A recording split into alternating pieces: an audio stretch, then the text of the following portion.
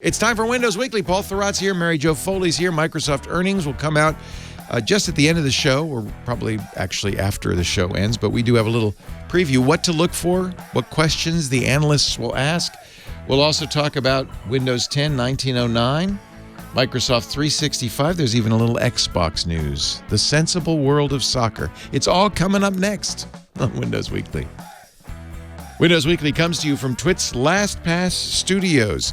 Stay in control when it comes to your company's access points and authentication. LastPass makes enterprise-level security simple for your remote workforce. Check out lastpass.com/twit to learn more. Podcasts you love. From people you trust. This is Twit. This is Windows Weekly with Paul Thurrott and Mary Jo Foley. Episode 670, recorded Wednesday, April 29th, 2020. Freeze your crumpets. Windows Weekly is brought to you by IT Pro TV. Dive into learning a new IT career. Get the most up-to-date training with IT Pro TV. Visit itpro.tv/windows for an additional 30% off all consumer subscriptions for the lifetime of your active subscription. Use the code WW30 at checkout. It's time for Windows Weekly, the show where we talk about the latest from Microsoft with Ms. Mary Jo Foley. Ms. Mary Jo Foley, ensconced today in her office at the end of Grand Central Station, an empty Grand Central Station. It's very nice to see you. Yeah, that microphone arm is weird. Yeah, there's some... That's where it's falling apart. Is this a new feature of Skype that you're trying out here? That's right. This is the desktop Skype. With the invisible microphone? Mm-hmm. Yeah. Yeah. It's a UFO. It's been declassified. No, it's good. It's cool. Also with us, Paul Thurrott. He's in Paris, apparently. Mm-hmm. And this is where I would be if I could be. Yeah, you would be would you still be there? No, but I would go there right now if someone said it was okay to do it. It's cheap. I'm probably sure you can go there for a couple $100. Sure. Yeah. Paul, did you get a haircut? How dare you? No, I didn't. I think it looks good. Me or maybe, whatever. Skype is cutting off. And now there's a good, I want the Skype haircut. It's the Skype helmet head. I'm starting to look like Leopold Stokowski in Sorcerer's Apprentice. In the morning, my hair is like out to here, and Sriracha sees me and he runs. He's like, oh. There's a lion in here. There's a lion. Oh, my goodness. What happened? I don't know what to do. I thought maybe if I part it in the middle. Mm-hmm. There's no good way. There's no good way. Lisa keeps saying, I'll cut it. And I keep saying, but I don't want to look like a poodle. We'll see. I bet she cut it well. I'm going to have to. Yeah. She says she can cut it well. Stephanie cuts hair, right? But is it with a Flowbee or is it? I mean, she hasn't, other than that one time they shaved my head. But oh yeah, I remember that. That was fun. I'm never doing that again. No. I mean, I would do it again, but I or have her cut it again. But we don't have the tools yet, so we're gonna have to figure that out. It's getting to be critical. I think it's hat time. Hat time. I might have to just wear a hat. Or ponytail time. I got to get headphones built into a hat. Right. Yeah, that'd be cool. Yeah. So Windows, I know there's a new fast ring build. Mm-hmm. I got the notification this morning. Yeah. And later today, we've got a big day. This is that occasional Wednesday where the earnings come in right after the show, right? So Mary Jo is going to be rushing off. Yeah, and Paul too. Paul too. Oh, Paul doesn't care. He cares. Do you care? He pretends he doesn't care. He does. Google had great earnings, and the problem is this is the quarter ending March 31st. Yeah. So I don't know. I mean, there's some impact from COVID, but I don't know if it's. This is pretty dramatic, actually. I mean, because March was in dead. Google's case, their advertising revenue dropped off the face of the earth in March. Yeah. But triggering they had an interesting response. They had a good growth quarter, though, didn't they? Or maybe I misunderstood it. Yeah, they did. No, they did. Okay. They did. Yeah, Samsung did. Spotify did. We're going to get Microsoft today, Facebook, Apple's coming tomorrow. It's that week again. And the quarter results. But I feel like it'll be good this quarter, and then next quarter is when you're really going to see whatever damage COVID has done. Right. At least the market so- expects positive earnings because Microsoft's already up, I think 4%. Google's up like 9%. Yeah. I mean, there was basically 1 month when COVID probably affected the Q3 March. for them. Yeah. Right, March. Yeah. And that was the month when Teams was starting to grow like crazy. So they might have a really good effect on their cloud computing revenues because of that. Maybe. It's reasonable. But we don't know about Surface and Windows, right? Because that was the thing they warned about at the end of February. February 26th, they put out a warning and said, our Chinese supply chain, it's starting to return to its normal, but at a slower pace. Yeah, and remember there was a big demand when people first started working from home for PCs. PC sales were up, weren't they, in March? Well, I think this is the thing Mary Jo and I were kind of debating, whether that would impact Surface and Windows in some positive sense for this quarter. Yeah. And maybe, Maybe. but with Surface kind of underperforming in the holiday quarter and then them issuing that warning in February, I don't know.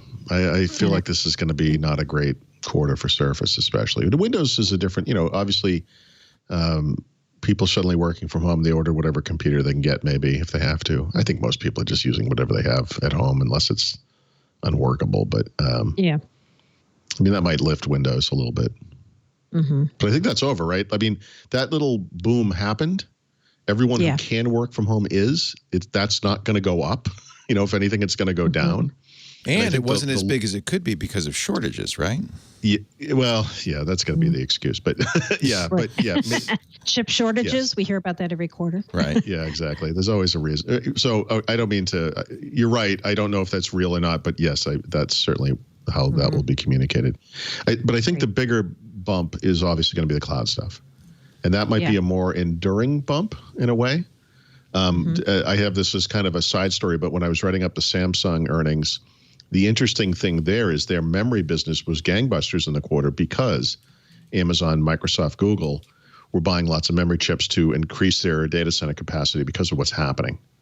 But they also warned that that's going to end.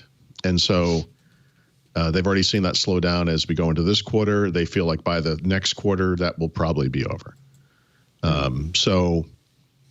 Cloud, I think for what we're going to see today, I bet the cloud stuff at Microsoft is big. Yeah. Really. Commercial cloud, it's going to be big, right? Yeah. And Windows Virtual Desktop, Teams, Office 365, all that stuff will all just be up. Azure will be some amorphous percentage up that we don't know what base it's from, right? It's up 92% off of some number. We don't know. Yep. Yeah. You know what number we should listen for, though? Windows 7 extended security updates. What? Really? What? Tell me about that. This will be the first quarter where Microsoft is starting to generate revenues from people who are paying them. Yeah, a lot of money. Yeah. What? Really? Wow. Well, yeah, because there are several 100 million Windows 7 computers left in the world. Yeah. And, I mean, let's say conservatively half of those are in. Right. Yeah, I mean, well, right. So, but I mean, overall, and then maybe half of those are in corporations, whatever the figure is. So, yeah, I mean. And they're afraid, so they're paying Microsoft for these extended security updates just as a guarantee, right, in case anything bad happens. And they charge them a lot of money, like hundreds of dollars per machine, and it goes up exponentially over the next 3 years if they keep it for the full 3 years. So, that could be the start of like a very nice little side business for them on the Windows side, right? Yeah, that's true. Yeah, doubling every year forever. Yeah, doubling every year. Well, at least for 3 years. It has to end eventually. Yikes. Yeah. Yikes. The other thing, I want to hear what they say, and it might be too early to hear what's going to happen here, but are people still buying as many on-premises licenses for things as they have in the past, right? So everything's going cloud because people are working remotely and it's cloud. But they have been consistently selling a ton of Windows Server, SQL Server, and a lot of products that people use on premises What happens to that demand? Because we know IT budgets are starting to get cut, right, as this is happening. Yep. I feel maybe we did talk about this a little bit last time. I feel like that this event, this pandemic, is going to accelerate the move to the cloud, right, and away from on-prem structure. Right. So, Why not? Question whether we see that impact right away, and whether Microsoft discusses that, because Microsoft, for stock price reasons and so forth, will really play up their cloud earnings. But like Mary Jo said, a really big chunk of that business actually has always come from these traditional on-prem products, as opposed to pure cloud products. So will that already happen? And I feel like whenever it does, they'll mention it, even because I don't think it's temporary. I don't think it goes back. Mm-hmm.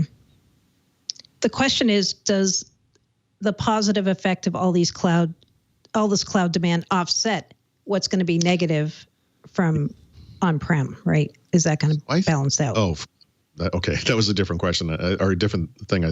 Different question I thought you were going to ask. Yeah. That's a good question. That's an excellent question. I thought what you were going to say was, do all these benefits to the cloud offset what's going on with, say, Windows and Surface and that part of the business on personal computing? And the answer to that question is easy. Yes. But then Windows and Surface also gets pulled down by Xbox, right? Because there's a lot of negative, what do they call it? Headwinds? Negative headwinds around gaming because xCloud is coming. By the way, Xbox might have had a pretty good quarter. Really? Because more people are playing games now. They're sitting in front of their tube. True. Yeah. Xbox Live, could be up. I bet they sold a lot of games. Software sales, whatever. But and that will be relative. To be clear, that is not going to be a major boon or anything. But I think historically, year over year, this is an unusual time of year for Xbox to be up.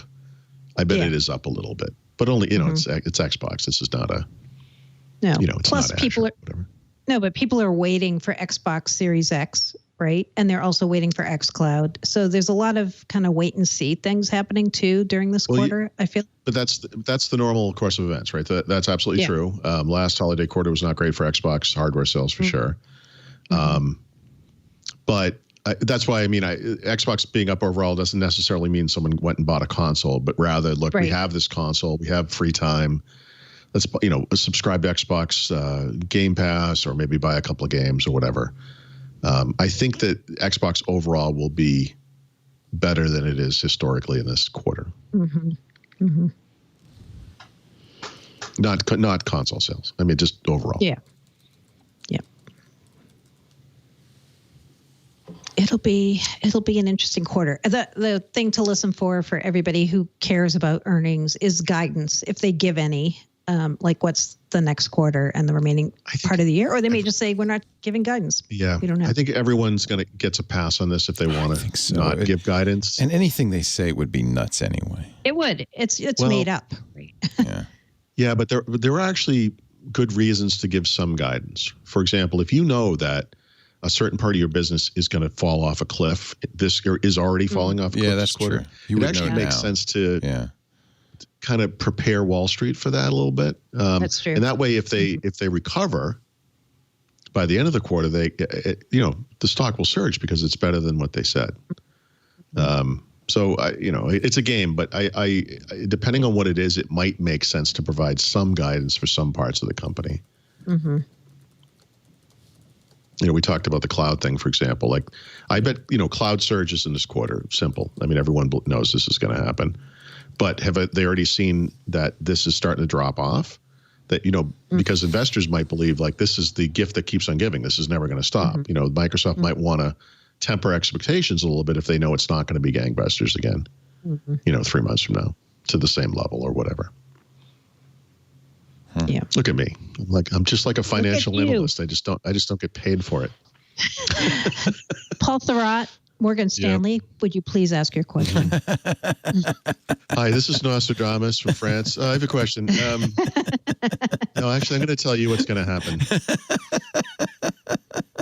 I always fantasize about sneaking onto that call and asking a real question. Like, just let me be Mary Meeker for once. Come on. Mary Meeker from XDNet from I have a question. So do they ask dumb questions? I mean, do they ask questions? You would ask a different question? I would ask many different questions. Well, they don't, people like Mary Jo and I They care about things we don't often- care about. Yeah. Right. Like we want to know how many did you sell? Right. What was the hard number on Azure? Why don't they they're want to always know like- that too? Because they don't care. It doesn't matter because It's all about financials. It doesn't. Yes, it's about the financials. It's not even And about it's the all about financials. cloud. It's whether It's all about what price So the this- stock this should is- be right now. This is every question on a conference call. Hey, Satya and the team, this is Bob from whatever. I just wanted to congratulate you on a great quarter. Listen, I have a question about my 401k. Really? They just Really? ask about, Yeah. high level Yeah. financial stuff. Yeah. Do you think the currency conversion rate is going to have a problem with the dollar being strong this year? And, it's like, I want to know about the products. That's why, honestly, financials are less important to us at Twit because Right.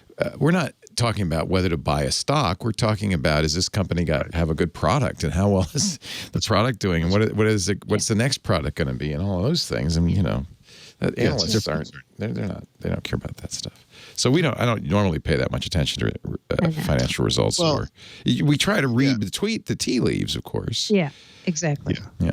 I think it's important. I mean, and because they're kind of cherry picking the data that they provide, it's obviously frustrating, but it is still very interesting what they do divulge. They usually talk about Office 365 now, Microsoft 365 numbers. Commercial subscribers, consumer. Well, I guess it's commercial monthly average users, whatever it is.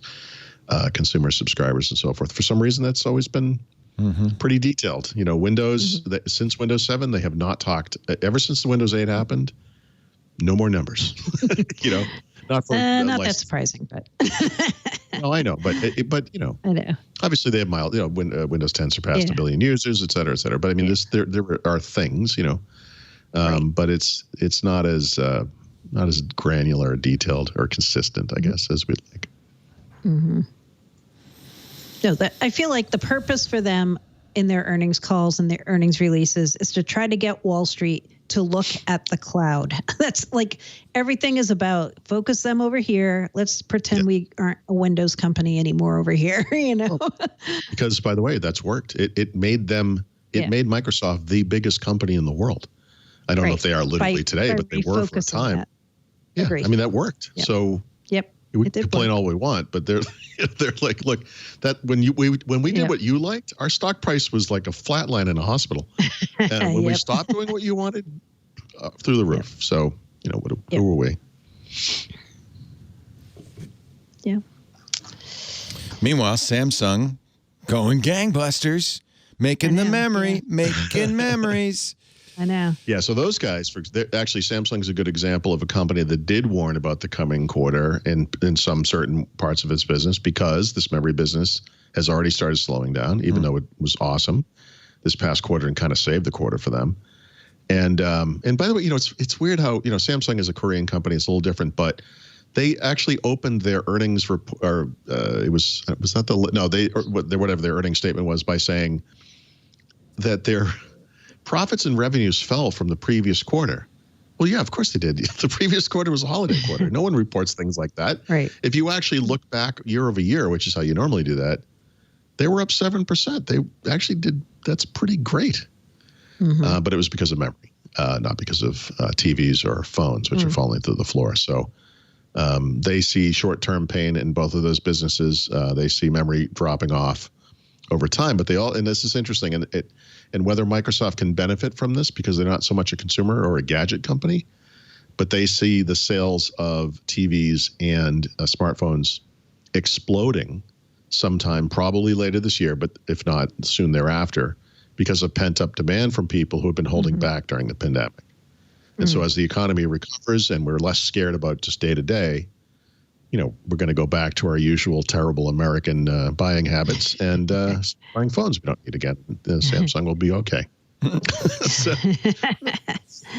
Samsung, good for Apple. Apple will have the same issue, I bet. Microsoft, not in the same position. No, because their business is about business, right? So and it's right, and it's less about hardware, a lot less, right?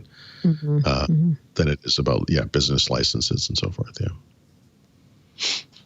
Does this accelerate the transition away from Windows and toward the cloud?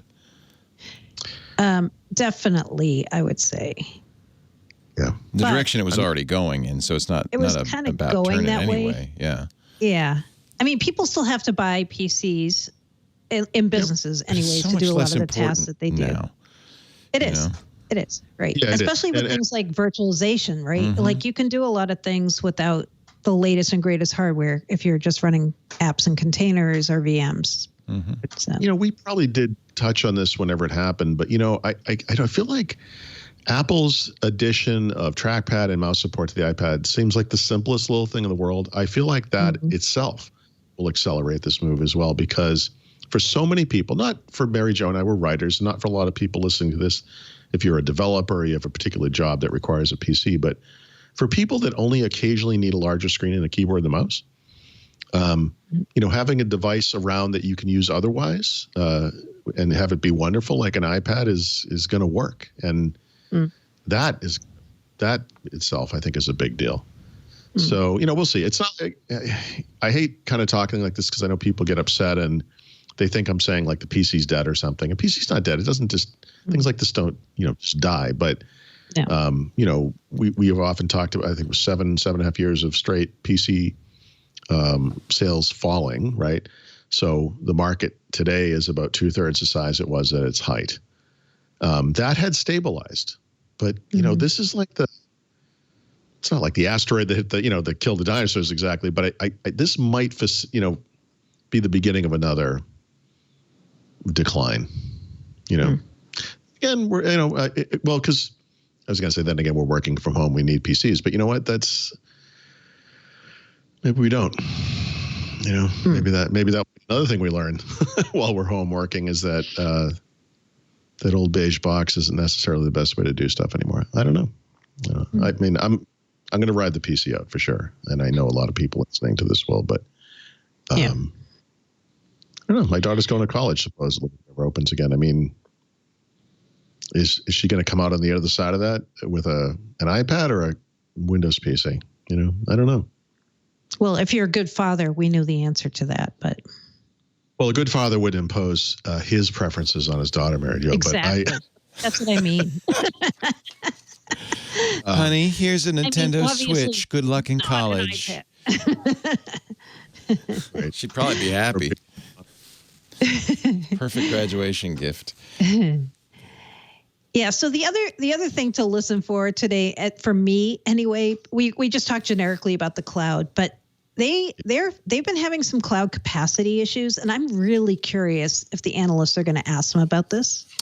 I hope they do. They yeah. should. GitHub was down. They totally should. Wasn't GitHub down? Yeah. GitHub.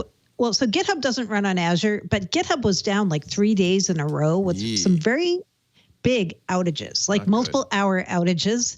And there's been no explanation at all from Microsoft about what happened. Nothing. It was just like, yeah, we fixed it. It was down. That's it. I'm like, guys, could you say a little more? So is GitHub? It's on its own infrastructure. I believe so. Yeah, I don't think it's on Azure at all. Like legacy stuff. So it took them a while to move Hotmail over to Azure. So yeah, and it's kind of like the dirty little secret at Microsoft. Whenever I say it, people are like, no, but it's true. Xbox doesn't run on Azure. What? No. New services that Microsoft rolls out and all these things run on Azure, but the old core of these services like Office 365, that's not on Azure, right? They're in their own data centers running the same data centers as Azure, but they didn't take Office 365 and lift and shift it to Azure, okay. Right? But they are on Microsoft servers, they're just not on Azure. They are. Oh, okay. They are. And Teams is on Azure. So all the new things get put on Azure. Yeah. Yeah. We've talked a couple of times now about how this pandemic will change, work going forward, will, make transition to cloud computing faster, et cetera, et cetera. I think one of the other things that should come out of this is that single supplier is bad, and that really this should be the thing that kind of floats all cloud boats, right? I mean, if there are corporations relying on Azure for whatever, maybe that needs to be split up. I mean, Amazon is not necessarily, immune to the problems that Microsoft has had. Although, have we heard stories about Amazon capacity problems as well? AWS, anything like that? No, not recently. I've heard some people say it happened when they were first building out the AWS cloud, but not any time recently that I've seen. Yeah. I don't know. I guess we'll see. Obviously, companies go to Microsoft for certain things, and they may go to Amazon for certain other things. But I don't know. Maybe this will just be just build more infrastructure, and we'll just be there, and it won't be a problem. They keep saying they're building out their server capacity, and they're doing a lot of other things behind the scenes to, load balancing and, kind of prioritizing workloads, all that kind of stuff. But the reality is out there that there aren't very many companies at all who are only on one cloud. Almost everybody is multi-cloud, even though they don't talk about it. Like you see a headline like Coca-Cola goes with Azure, but then it's like, oh wait, they went with Azure for this part of their business, but this part's on AWS or Google, right? So nobody is really just one already. Except for the DoD, apparently. Except for JEDI. That's going badly for Amazon, isn't it? That looks good for Microsoft. Right now, it's looking better for Microsoft. Although the judge who's overseeing it, I believe, has put everything on hold until August at the earliest. Okay. But yeah, the latest round back and forth, it looked definitely better for Microsoft than AWS. Yeah. It's not like Microsoft's looking for some kind of a lump sum check to put everything over the top for them. This is spread out over years, and it's 10 years. It's the amount is like $1 billion a year. It is, which isn't bad. No, it's not bad. But I mean, meanwhile, though, the restraining order continues, right? So Microsoft can't work on JEDI. So Amazon might have won a Pyrrhic victory. They won a delay. Maybe got a delay. Yeah. Yeah. But the judge has said, or I think it was the Pentagon who said, this is not going to be split.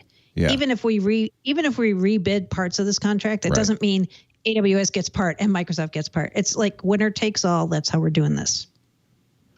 Yeah, and part of that ruling was that is not unusual. Because I think a lot of people like myself, I don't know anything. I don't know what I'm talking about here at all. But I look at this and I sort of think, I mean, shouldn't this be spread out a little bit? But apparently not. So I guess not. I guess not. Windows 10 version 1909. I'm trying to put it on my little. I have the world's smallest Windows computer here. And what is that? Isn't that cute? It's it's a GPD or something. I can't. But this is my last Windows machine. That's your last remaining one. It's the last one. I've converted everything else to the operating system who shall not be named. But that looks like something from the past. Is it cute, isn't it? I think it's cute. It does. It looks like a UMPC kind of thing, right? It is a little bit. Or maybe one of those weird Toshiba or libretto. But like a libretto. But it's like these are almost full-size keys. It's pretty hard to type accurately when the control key is that big and the Windows key is that big. Sorry. Who makes this? What's the company? Oh, I can't remember. It's I think GPD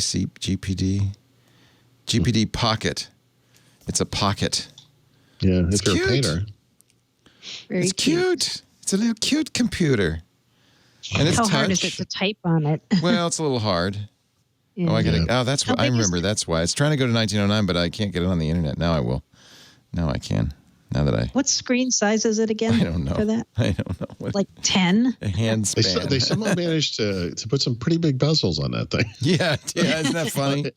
in the weirdest place. Yeah, it's there on the side. Well, I think it's a phone because when it starts booting, it boots in portrait like sideways, and then the Windows logo goes. Oh, wait a minute, you're that way, hey? But I can carry it with me everywhere because that's all I want is to have Windows everywhere. Thank you. Who doesn't? Who doesn't? Right? So anyway, and it's got the really silly little mouse. Yeah, that is an That's antiquated little thing there. It's cute. I like it. Does it work? Yeah, totally works. It's I a gotta get it on the precursor to the internet. trackpad, right? I mean, the track point on those Lenovo Yeah, things. it's pretty much like a track point, except it's kind of hard work Right. to push it around. All right, I gotta get You can myself have a really on one. muscular little finger there, like the end of your finger. Really. Anyway, what was I saying? Oh, 1909. Yeah, it's trying to get to 1909. When am I going to get 2004? Yeah, good question. Well, soon, maybe soon. I mean, Yeah, the rumor was May 12th. yeah. So we're kind of thinking now, Patch Tuesday in May, right? Is that May 13th? Is that what you said? May 12th. Yeah. So, but remember last week I said there's a rumor it might get pushed back because of a 0-day situation. So it may be Patch Tuesday. It may not that they start rolling it out. They're not in a hurry, obviously. What, For 2004. At this point, I wonder if they're just reluctant because there'll be so many people at home working from home who are going to upgrade without the help of IT. It just sounds like a nightmare. I don't think that's They don't playing in think as about much. that? Okay.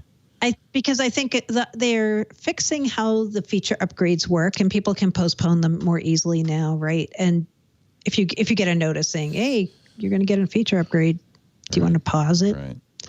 So I feel like it's more a case of there isn't anything too huge in that update, and it's like, you know what, COVID's happening. Let's not rush things. Let's make sure everything's rock solid before we start rolling this. Fair enough. Because the worst case is you start rolling it and people start finding all these really bad bugs, right? That would be the worst case scenario. So, yeah. yeah. My little, what's this thing called? Did the rubber band snap? No, this On the spider. spider? Oh, your spit shield. No, that's the pop guard. Yeah.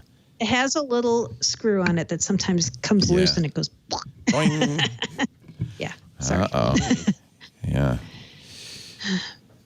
These are dangerous microphones, I have to say. They are. So many things can happen. So,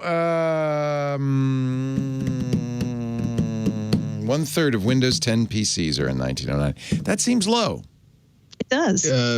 Yeah, but the other way to look at it is when you combine 1903 and 1909, which are the two releases from last year, and are essentially the same thing. Yeah. In fact, let's just say they're literally the same thing. That's actually 82.6% of all Windows 10 PCs in use. Okay. That's really high. I mean, that's good. Yeah. Okay, I get it. The original goal here, remember, was to get as many people as possible, as many PCs as possible on the latest version of Windows. Yeah. They've kind of done that. I mean, again, this is out in the world. I mean, businesses can hold back, obviously, but that's actually pretty impressive. So, granted, they had to cheat to get there. 1909 is not a real feature update, et cetera, et cetera. So, the other way to look at this is like 1 year later, finally, we're at 80-something percent, 82.6%, I think. But whatever. I mean, this is it's still real. I mean, it's still really that much of the audience, and so that's good.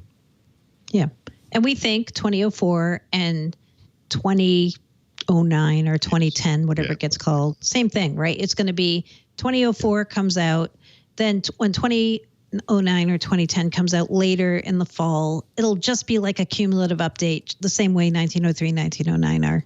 So this seems to be the new normal, even though Microsoft hasn't said that's the new normal. Yep. And this isn't exactly what we had been kind of calling for a couple of years there. But you know what? In the interest of compromise, I'll say this is absolutely better than it was. It is. It's a lot better. Like they're compromising with us? Like they care about us? They don't. No, I don't mean about you and I personally, but I mean for all the many people and companies that were complaining about the schedule. Totally. Right. They're never going to meet us where we want to be, of course. But this is kind of a half between. It's better. It's better. And they've made other changes along the line. Remember, they did that switch with the home version where they could actually defer updates as well. Again, they didn't go exactly where we wanted right away, but they kind of got to a place that is at least reasonable, Yeah. Yeah. took them a while. It took a while. It took a few years to get there, right? Do you want to talk about OneDrive differential sync? I know you do. Leo, you have no idea. Go ahead. Go ahead. Ladies first. So this was something they announced was happening like a year ago, right? Yeah. That all file types for differential sync were going to be rolled out through OneDrive, which means instead of when you get an update to something, instead of getting it all over again from scratch, you just get parts of a file that are new. So that's great, right? But I didn't realize it hadn't already gone GA until this week. I thought it was already GA, but I guess not. I could be mistaken, but I believe that this was enabled for Office documents first a long time ago, maybe a year or more ago. It was, and that worked. Yeah. But the thing what's changed is it supports all file types now. Yeah. I wouldn't put like a PST file in there or a like a Visual Studio project. That would be a huge mistake. But yeah, this is a proven computer science concept for documents at least. So you're right. Yeah. It was Office files first, and then last March they announced OneDrive differential sync for all file types to be available later this year. So that was in 2019. In March. So it finally has happened. And at that time, they said it was like everything. GIFs, JPEG, TFF, AutoCAD, everything. Zip files, blah, blah, blah. Yep. Even OpenOffice, everything. So, yeah. Even OpenOffice. Even OpenOffice. Remember OpenOffice? It took them a while. This is another one that took them a while. But you know what? Whatever. It's there. I use OneDrive, I would say, fairly exclusively for documents anyway, my daily work stuff. I don't know that I've ever had a performance problem. I would say when you bring up a new PC for the first time, you start syncing, if you want to keep certain folders on your hard drive or whatever like that, that takes a little while, the first one. But I mean, as far as like day-to-day use, I think it's worked well for a long time. Mm-hmm. Yeah. But this will, I'm not having trouble with that if you stuff. were having I feel like issues. No, for a while I was having OneDrive issues where it would take forever for something to sync. And I was never sure why. Like I put say a photo into OneDrive and then I'd go to look for it on a different device and I'd be like, where is it? And I try to manually refresh and it wasn't there. Yeah. And now I don't really see that happen anymore. The only thing that OneDrive does that I don't like, and it actually impacts the way I use my computer, is if I have a folder that's synced to OneDrive, meaning that it's local as well as in the cloud, it's literally synced, not just the placeholders or whatever. And I work on a file in that folder, like a Word document. The little OneDrive icon will have that little busy symbol on it the entire time that document is open. And it doesn't mean anything. I hate it. I hate it. I hate it. So what I do is when I'm working on stuff, I work off of the desktop instead of through OneDrive. And then when I'm done with it, either for the day or for the forever, then I put it into OneDrive. And then it syncs and it's done. But for some reason, when you open a Word doc, in my case, probably other file types, I'm sure, it just sits, that little busy icon on the little cloud. Yeah. I don't want to see that. Just bugs you. It's like an icon that's malformed. Just in case you thought I didn't, wasn't on the spectrum. I can't, Now we know. It just makes me crazy. We knew. We always knew. We had a feeling, but we weren't judging. Don't touch me. Yeah, right.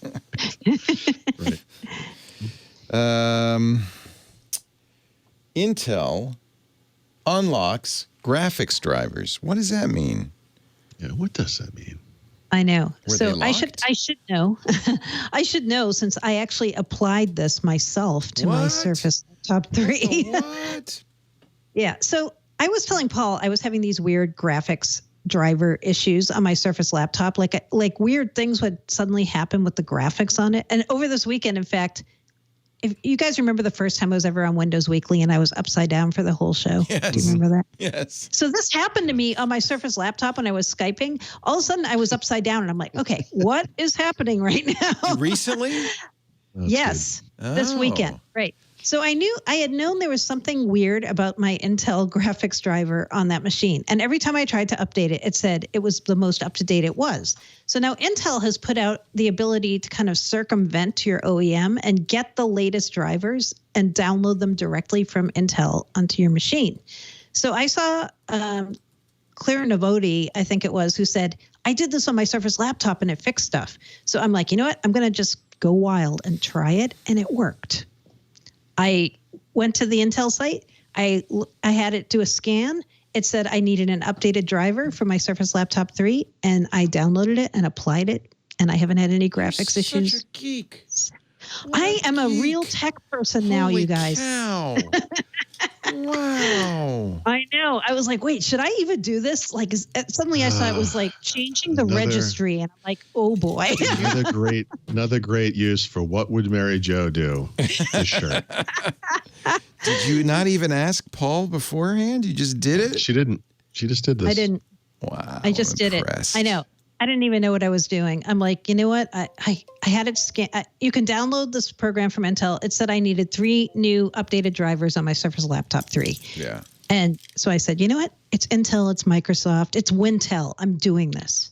What could possibly go wrong? Exactly. Well, by the way, all kinds of things actually. I know. The thing that could go wrong is you use the Intel it's a website, but use the Intel software to download a driver. Yeah. And then you go to Windows Update and you check and it says, oh, your Intel drive is out of date. Let's install the new one. Then you go to the Intel one. You're like, oh, you're using the wrong driver. Here's the right one. And you kind of get in this little round robin thing. But what it says that made me not afraid of that, it said Intel preserves OEM customizations when you do the upgrade. No, that's what changed. So this didn't always work. Like companies like HP, they have their own thing for installing drivers. Right. And then you can go to but some of them will still come through the Windows Update. And if you load this Intel thing, you can get them from there too, so that's true. It's always, it's been dicey in the past. And I think the big change is they finally figured out how each of these things can respect the other. And, you'll get the right one. I'll find out next time I get an update, right? Yeah. Yep. This is on your brand new Surface laptop. Yep. I did it on my Surface laptop. I just was worried because remember one day I was talking to Paul and my volume went all crazy. And then I looked at the error message and it said it was an Intel graphics issue. Do you remember that? Yeah. Mm-hmm. Yeah. You asked me why I was yelling at you. Yeah. Why are you yelling, Paul? I know. I was like, my sound just went like full volume and I was like, something weird is happening. But it said it was a graphics. The error message said graphics, which was very odd, right? So you're using generic Intel drivers now instead of the Microsoft. I am. Which are the most up-to-date ones? And what are the Microsoft drivers? Are those the MQH, whatever the MQHCD or whatever the Microsoft hardware quality assurance system? Oh, MSHQ something, right? Yeah. HQL. Is that what Microsoft's using, or is it something that they just throw in? That's a good question. Leo, obviously these things go through months of testing. Don't just throw it in. You know what? I winged it. What are you talking about? No, but it is often the case that usually it's with discrete graphics, but it's often the case that there are multiple drivers available. With NVIDIA, you might have a reference driver from NVIDIA, a driver from the company that actually made the card, and then there'll be a MHQL, Microsoft Hardware Quality Labs driver, and there might even be kind of a non-MHQL driver that Microsoft, by default installs. So you could have up to 4, and some work better than others. And I often will tell people to try different ones until you got one that does what you want it to do. So it's nice that you have the choice anyway. This is the other edge of that PC sword. We get all this choice, right. And like Leo just highlighted, there are multiple players involved, and they all have their own little agendas. And I talk to PC makers, and they say, sometimes they'll say, look, we're using a slightly older version of the driver, but we know it's stable and it works, and that's more important to us. Exactly. Generally, I would say everyone- use the motherboard drivers, in this case, the Microsoft Surface laptop drivers, Yeah. rather because you have motherboard graphics, non-discrete graphics, and I would just say that because that's tuned for the motherboard. But as you point out, Intel says we keep the OEM customizations, whatever those are. So if you're having the truth is, don't do it unless you're having problems. But you were having problems. I was. So I think, was and having it's working fine now, right? It is. It's not going to be 2 worse. days in, knock on wood. Yeah, I think you'll be all right. Yeah. I use this Intel driver thing on the computer I'm using here because it's an Intel computer. It's a NUC, and that is the primary interface for drivers. I mean, you'll still see them in Windows Update sometimes. It's interesting, but those are probably the same drivers, though. This Intel submitted to Microsoft. You would hope so. I don't keep track of it. But if you had an HP, as you used to have, HP I would still have. use HPs. There would be HP drivers. Right. Support center or support, whatever the support app is called, HP Support Center. There might be Microsoft drivers that differ from that. This is always and you could run the Intel thing on there too. Yeah, this is always a source of confusion for users. So I'm looking forward to some phone calls about this. I'm glad you brought it up. You're going to hear about it on your people show ask when on people the start radio doing show. this. I think the Intel thing is well done. I think, and it's just an EXE, right? You just run an EXE. No, it's not even an EXE. It's a website. Wow. It is. It's a website, and then it scans your computer. It shows you the configuration of your computer. It says, this is what you have, blah, blah. Yep. I think Mary Jo, you did the right thing, especially if you have. I wouldn't do it if you have no issues. No, if I wasn't having any issues, I would definitely not have done it. And then when I saw all the things coming up saying it was changing my registry. As much as you can, Mary Jo. It's good. No, once I saw it was changing my registry, I was just sitting here like, oh boy. But it seems to be okay. What could possibly go wrong? What could possibly go wrong? Many things. What could go right? It actually does worry me that it's a website. That's wow. Well, it downloaded something onto my PC. Yeah, it's did. graphics driver smart installer enhancement, or GDSIE. So I got Intel driver and support assistant. Then I got the Intel graphics command center, and then it downloaded the actual application to my PC. This actually is one of my main complaints on Windows is you will have, if you have a gaming machine, you'll have an NVIDIA driver, you'll have, a program that runs, you'll have, and you might, it's the same thing with Wi-Fi. You might have an Intel program and a Microsoft program. And I honestly think that that's a flaw. There are, too many things going on. Too many things going on. Too many cooks. Yeah. And you never know which one to trust. Right. Yeah. And like I said, they can fight each other. Right. And that's where things get ugly. I think that's the primary thing that happened. Intel is trying to be a little smarter about how it works with the other sources you might be using for drivers. Well, so just ask me next week how it's going, if I can still dial into the show. And you're not upside down, so that's. I'm not upside down. Apple doesn't let Intel do this on the Mac. That would really throw a nice little wrench into that. That's a really good point. Yeah, yeah. That's why they're making their own chips. On Linux, it's worst of all. There's I have a Linux box when you could say, well, I'd like this driver or that driver. Maybe I want that driver. There's there's 8 different things I could choose from. Yeah. And they're all cryptically named, so it's not even clear what you're installing. There's free and non-free, and then but who does that come from? I don't know. That's why I like this. It was very clear. It's a little better, I think. Yeah. This was what you need. This is from Intel. It's not like from Joe Schmo down the. There could still be weirdness. Do I really need the management engine? Blah blah blah. Well, there's still some terms that are just kind of goofy, but. I think they do as good of a job as you can with this for what it is, it's friendly enough. It works. Yeah.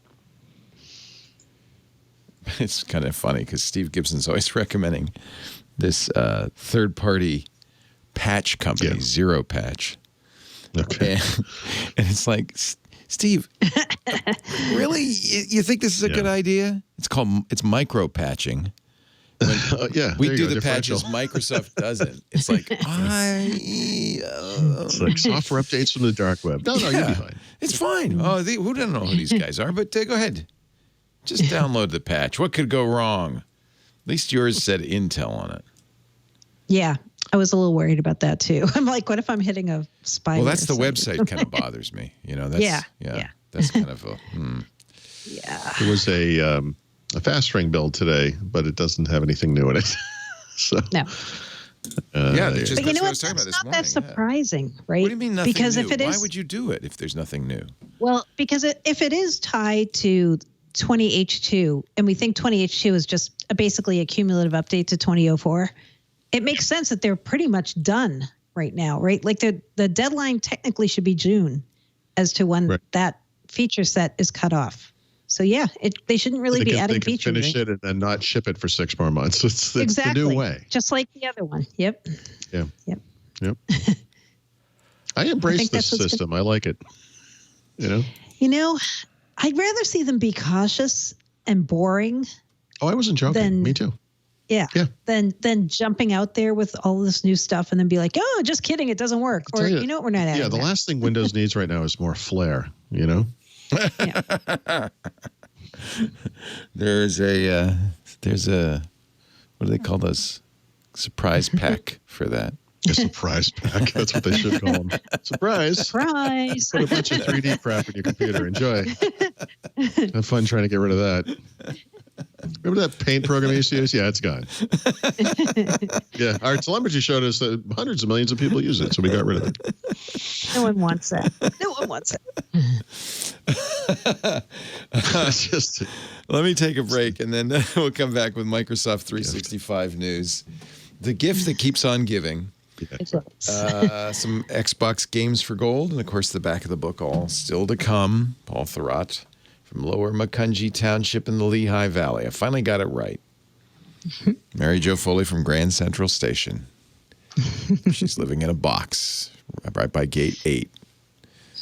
No. How are things? Everything's calmed down a little bit, hasn't it, in New York? It feels like the worst is over. It feels like that. It feels like hospitalization's down. Yeah. I read about this construction thing that you experienced firsthand. Yes. And to me, that tells me that there is at least an attempt to return to normal, right? When Mary Jo before the show was saying that there was construction. I don't know if it was before the show. I think it was. The construction was happening across the street. Yeah. They're out there with their masks. They're sawing, hammering, doing all their things. Here in Petaluma, they've just reopened the parks so that you can actually go there, but you can't drive there. You can only there's no parking. You have to walk or bicycle, and you have to stay 6 feet away and wear a mask. I think it's important to have the parks open. I don't know what people were doing in the parks, maybe, but I think just getting out and walking. We try to do that every night. I'm sure you guys do too. That's what's hard here. That's the hardest part. Unless they start shutting streets here, it's really hard to get out and just walk around. Really? Because the sidewalks are so small. You're never 6 feet from people. Yeah. Yeah. You need like a beekeeper's outfit or something. Just, I know, right? With a hood and overalls and plus, separate you know what? oxygen. It's hard to breathe walking around with a mask. I know. It is. Yeah, so it kind of deters people from doing that. I do my homemade masks. Yeah. And we took a pretty serious hike yesterday, and it was sopping wet, and I was going. Right?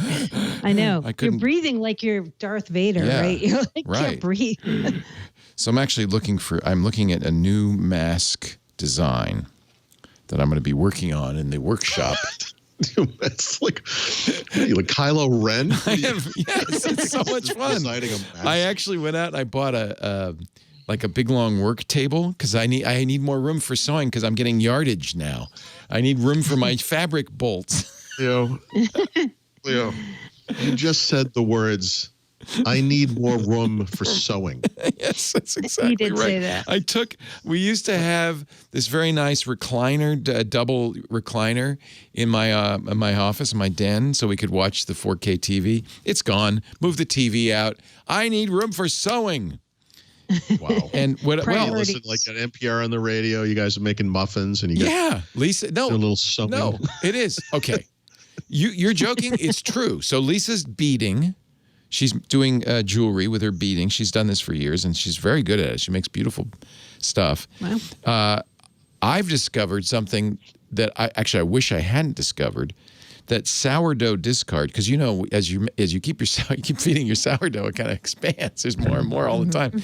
That sourdough discard makes the best crumpets you've ever had in your life. Oh wow! Oh man! 4 crumpets every day. It's like a Do you vehicle have a for crumpet butter. maker? You Like don't need a one of those maker. You just need rings to hold it, Yeah, right? rings, English right. muffin rings. You Yeah. put in a frying pan. You cook it at a low temperature. It's the simplest recipe ever. It's a cup of starter. It's a little bit of sweetener, honey or maple syrup, or maybe a teaspoon of sugar, whatever you like. It's great with honey. A little bit of salt. And the key, really, is a scant half teaspoon of baking soda because it bubbles. That's where the bubbles on the top of a crumpet. Yeah. Who knew? It's baking soda. So you mix that in, it starts to go. It's like a science project. You pour it in the rings. You cook it 4 or 5 minutes. Flip it over. Cook it another 3 minutes. It's a perfect crumpet. Oh wow, I want crumpets. Not now. a good Ooh. thing to have. That means Love them. I get another batch of crumpets every day. It's like having 10 chickens or a zucchini plant. It's just like too much crumpets. I'm going to start putting crumpets on the neighbors' porches. Freeze them. Freeze your I will. crumpets. I'll freeze my crumpets. And then I read a thing. It's become very domestic. Pretty soon we'll be canning. I read a thing that said the best thing to do for fabric for the thing is to have the tightly woven high thread count cotton, but you want to mix like cotton plus flannel or cotton plus silk. Right. So I just ordered 4 bolts of silk, different beautiful Chinese silk. Wow. Because that's going to be instead of the t-shirt material, that's going to be the inside. It'll be silk and cotton. It's going to be one. And you How don't do you need a clean filter. those? You just How do wash you them. clean You can wash cotton. They're Hand wash? machine washable. No. Throw it in. Silk? Actually, yeah, silk in the machine is nice. It's not going to be like your shiny silk dress. Yeah. But it gets very nice actually when you machine wash it. It handles it very well. It's a tough material. So that'll be in no filter needed. And then I'm going to make the new Olsen masks with the darting for your nose because I have a big nose. So You could put a little metal clip in there. yeah, I already do that, but I think I need a dart. I need more room. I need like a cup around my. I don't know. Next you will be anymore. a respirator built into the mask. I just love the new me. I love it. Don't you think that's pretty? It's beautiful. Yikes. Yeah. No, you guys have some really nice pattern material. I've seen your masks and your We're Instagram doing photos. batiks. We're doing and of course Lisa orders masks from like designers. So she's got Lauren Moshi masks with lips on them and stuff. It's fun to walk around town with her because she's got these big red lips on her mask. This is a missed opportunity for Gucci. Oh, it is not missed. Everybody now, you go to any site and they're making masks. You can buy designer masks now. It's the new thing. These are so easy to sew. They're not hard to sew. So when New York opens up again, we'll be able to get the knockoff designer masks on the street corner. Yeah, right down there. Go down to Chelsea. Chinatown. It'll Yep. be great. I'd like a Gucci knockoff bag. It'll be They call it Gucci. like a Lucci. Yeah, And spelled with an a, L. Yeah. Knockoff designer masks.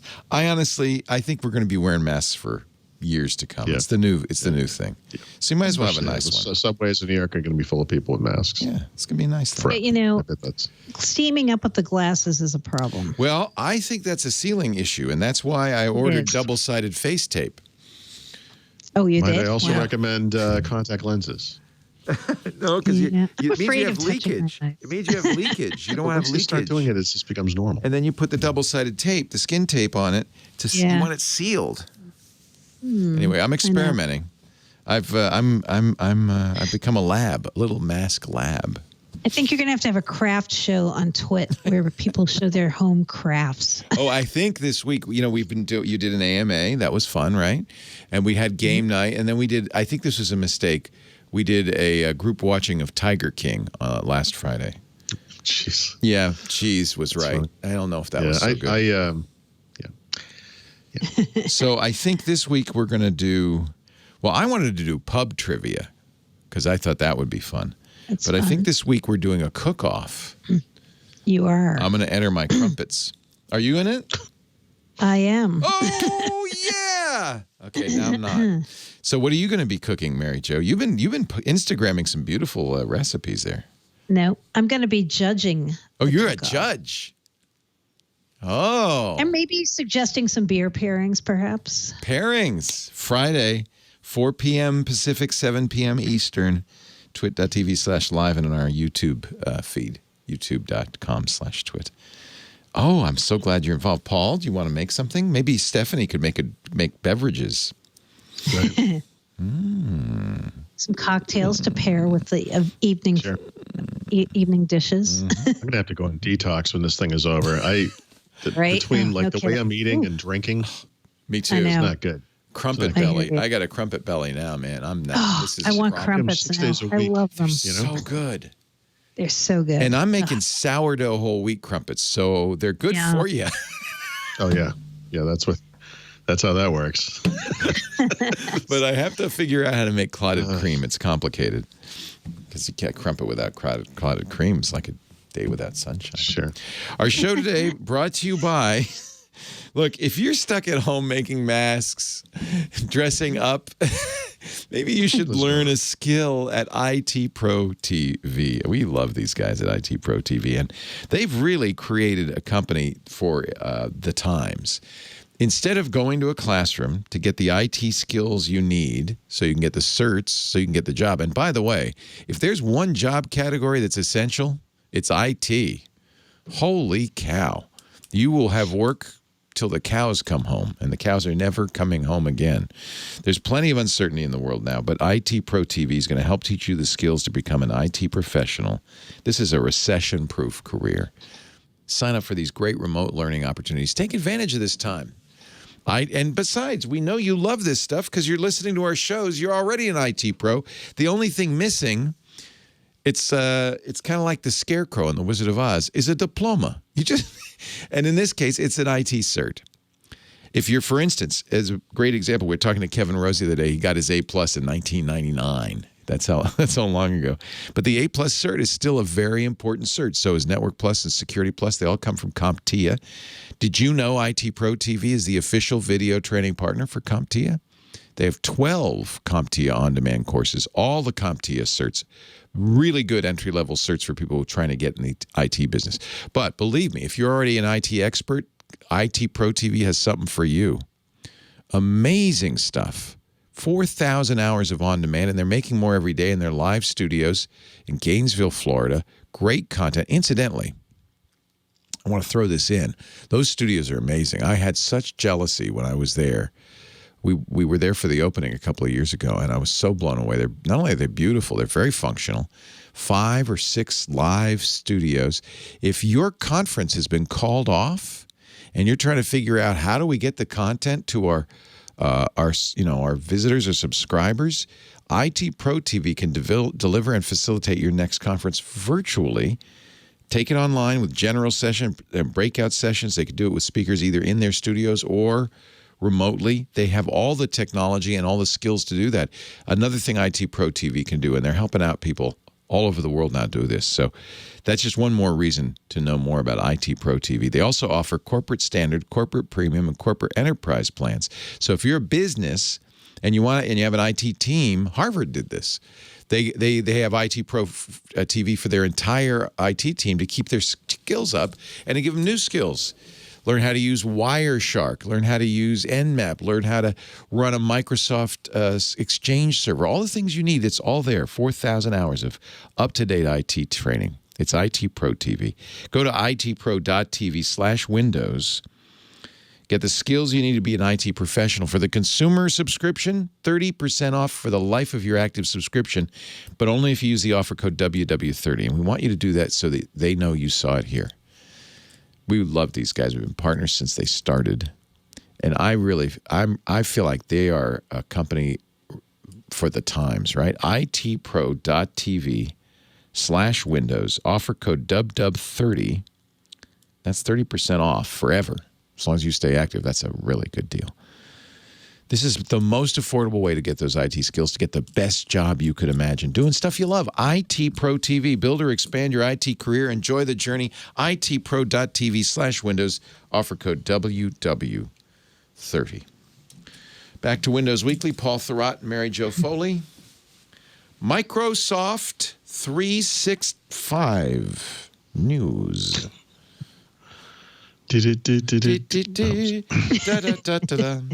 What's the news of Microsoft 365?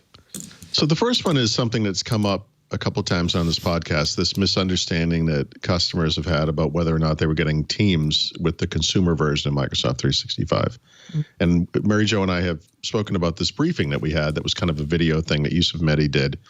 And they never published it, for everyone to see for some reason, but then inexplicably late last week they did. So I went back and rewatched it because I felt like I was pretty clear on what they were doing.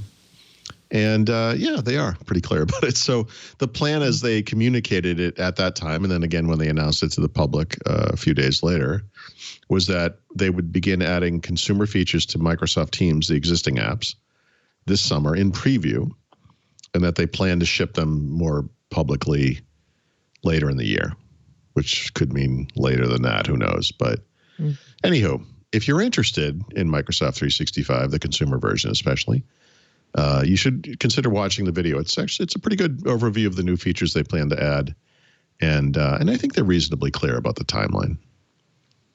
And they're not always clear when they communicate things like this, but I thought they did a pretty good job. Yeah, I think the good thing, if you don't understand what it means to add quote consumer features to Teams, they show some examples of that during this video. Yes. Yeah. So, because it's kind of hard to envision that, right? Like, what would consumer features in Teams look like? Some of it's a little hokey, by the way. So it is. This notion that, your family's like a team. And when your team is out at Disneyland, you might need some way to communicate them when part of the team is in some other ride. And, it's like, that's please, not exactly. Don't do that. I know. You wouldn't use it that way. That's hokey. Yeah.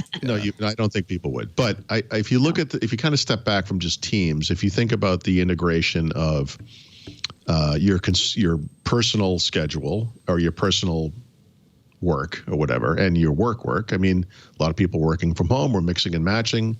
It's that work-life balance thing. It's real. And I think like one of the features I think that is a really smart thing that they're adding to Outlook is this ability to merge your personal and work calendars. Doesn't mean that your work people are going to see that you're going to a special doctor for your weird foot problem that no one wants to know about, but rather that you're busy at certain times. And so when work wants to have a meeting with you during the day, you'll have your free and busy times. They don't need to know what it is, just that you're free or busy. And that's smart. I mean, and, increasingly, again, more and more people will be working at home. So we'll be running out during the day doing errands and going to the doctor and whatever it is. And I think that kind of integration makes sense. And even things like scheduling, say your kids have soccer games or whatever, scheduling for schools, scheduling for teams, like sports teams for your family. All part of your schedule.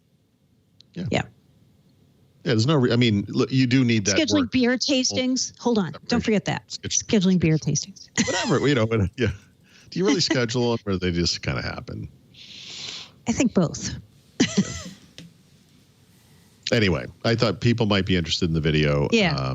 It's pretty well done. I will say it right? Happened during the pandemic, right when it was starting. Microsoft and that Seattle area was obviously one of the earliest hit in the country. It was after that. And I think one of the things that really struck me as I was watching it is like, man, these people are like right on top of each other. Like it was kind of weird. Yeah. Like Yusuf walks from person to person. And I was like, is that okay? What's going on? Yeah, it feels a little weird, all of a sudden. But anyway, it's pretty well done.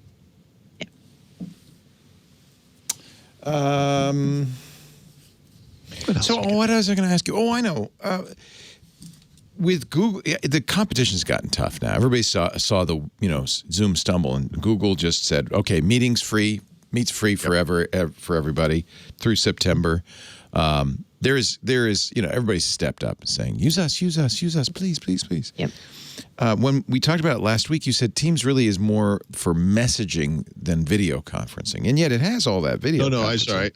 What I meant was Teams started as a Slack competitor, right. So its initial core functionality was team-based chatting, chat-based collaboration. I think is how Microsoft would describe it. But it does all those other things too, just like Skype does. You can have audio calls that are like a phone call over the internet. You can have video calls. You can have video is that clear to people? I mean, that's what I wonder. Is that should they reposition it so that people, because that's what people want is video conference calls. I think it's super important that we clearly communicate the fact that Teams today is for businesses, not for individuals. They don't. Yeah, you could use it as an individual, but so Microsoft why are they has this thing called consumer Skype stuff, right? Microsoft has Skype. So if you want, Skype does all that stuff that Zoom does. I mean, and it's giving free. it away too. Yeah. Yeah, it's always been free, and it works great, and whatever, you can just use that. So Teams is moving there. I mean, Teams may replace Skype someday. But what they're just starting to talk about are adding some consumer features to Skype. To Teams, over time. But that's in the distance. I mean, and also Teams Mobile, we should say, right? Like, so not Teams on the desktop. We don't even think that Teams on the desktop is getting the consumer features. No, I think it has to be everywhere. They can't. You just do? Put it in certain, of course, yeah. I'm not so sure. Yeah. I'm not so sure. Why would they put features in only some of the clients?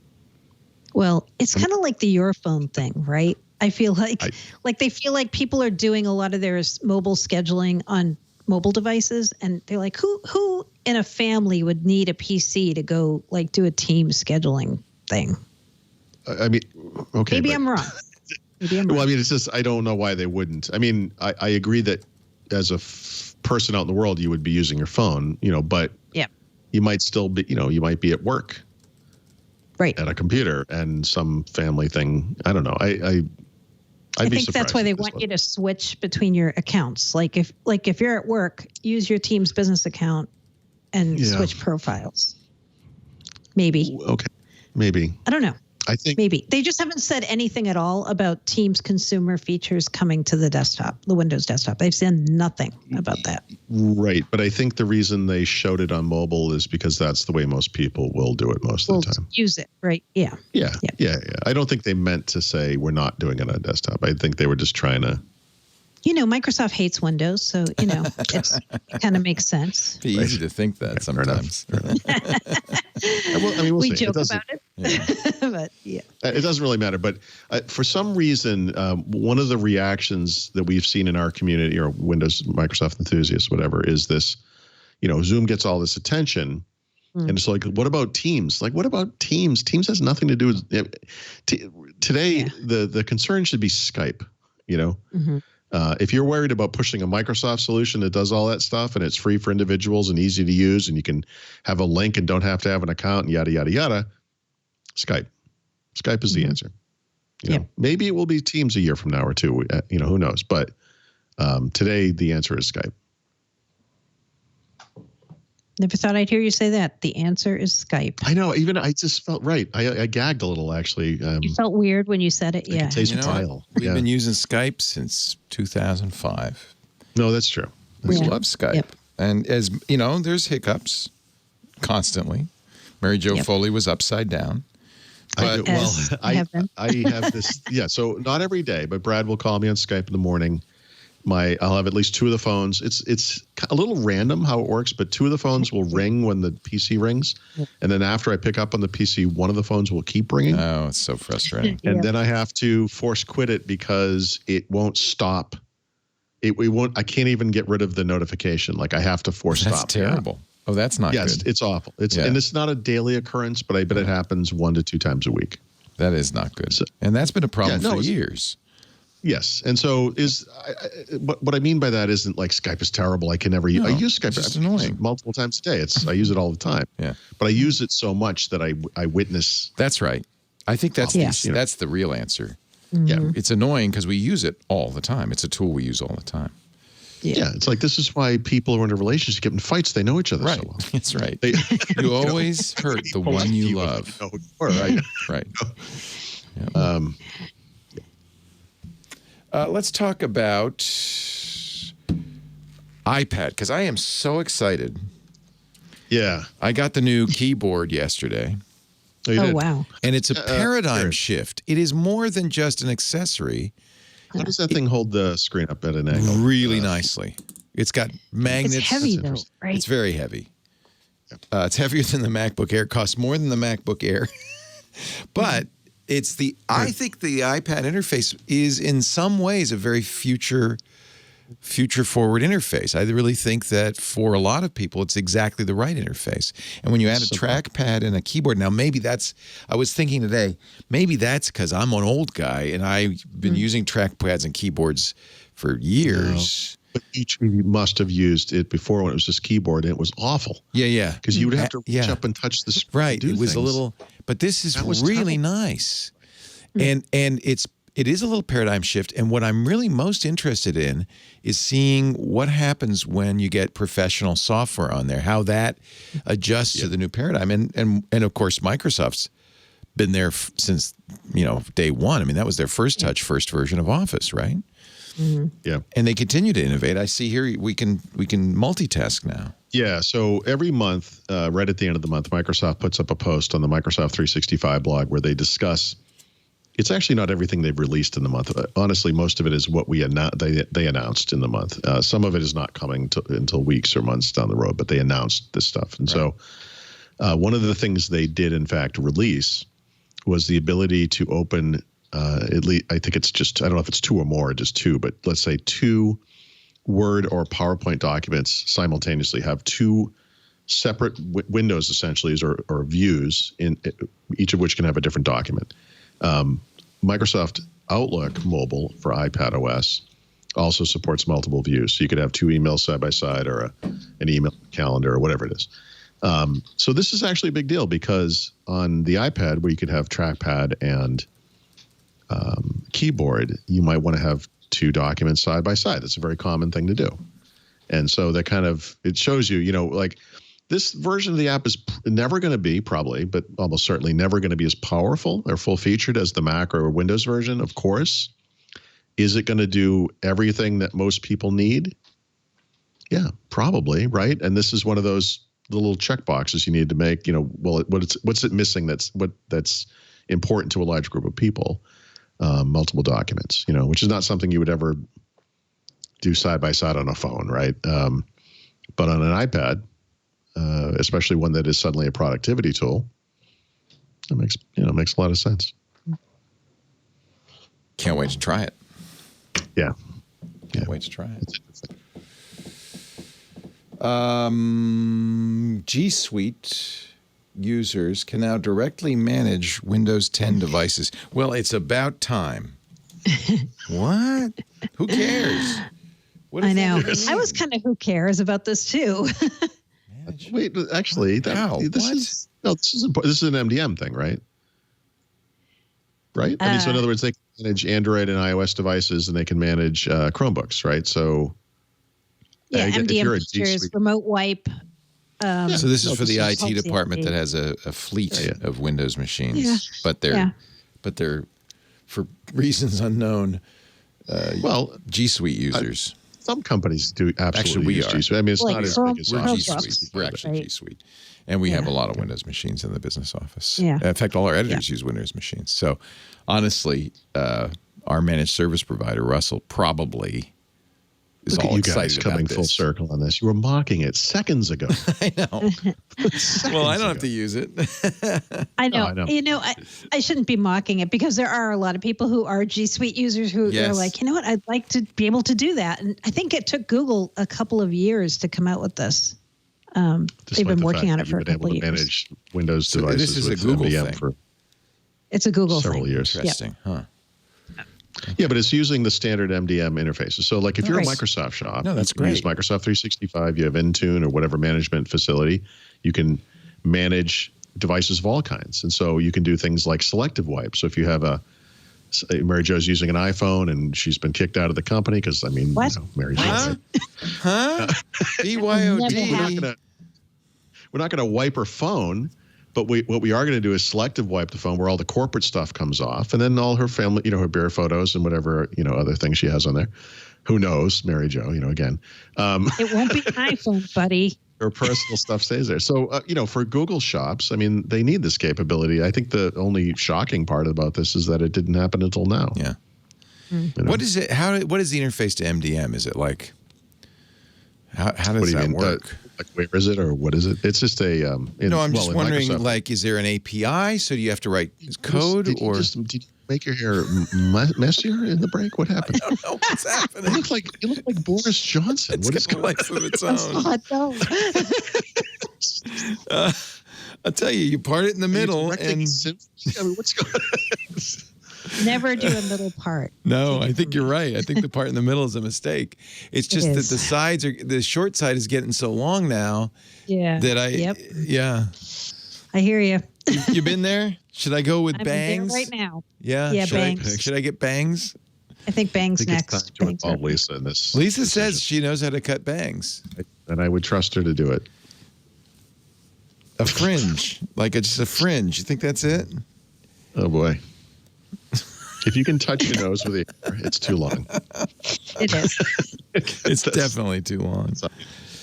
I do look like Boris Johnson. That's scary as hell. That's too scary.